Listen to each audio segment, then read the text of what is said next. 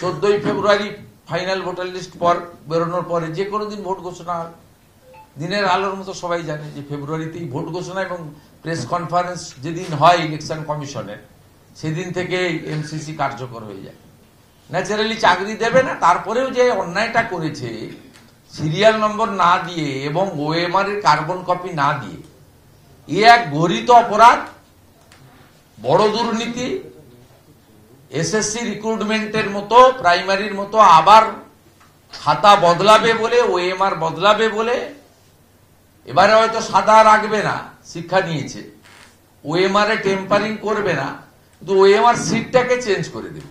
যাদেরকে নিতে চায় বা মমতা ব্যানার্জি যাদেরকে কমিট করেছে বা তার লোকরা যাদের কাছ থেকে নির্বাচন আসছে টাকা তুলেছে, সেই লোকগুলোকে ডেকে ডেকে ফিল আপ করিয়ে দেবে। যাকে দিতে চায় তাকে ডেকে, যেহেতু সিরিয়াল নেই, কার্বন কপিও নেই, তার খাতাটা ডেকে এনে তৃণমূলের কোনো অফিসে, কোনো আইপ্যাকের অফিসে বা কোনো কাউন্সিলর বা নেতার বাড়িতে বসিয়ে বলে তুই এখানে লিখে ফিল আপ কর, সেটা পৌঁছে দেবে, 14 তলায় পৌঁছে দেবে। সেখান থেকে মাথায় করে নিয়ে গৌতম সান্যাল পুলিশ রিক্রুটমেন্ট বোর্ডের চেয়ারম্যানের কাছে পৌঁছে দেবে সরেলিক অফিসে, হয়ে যাবে।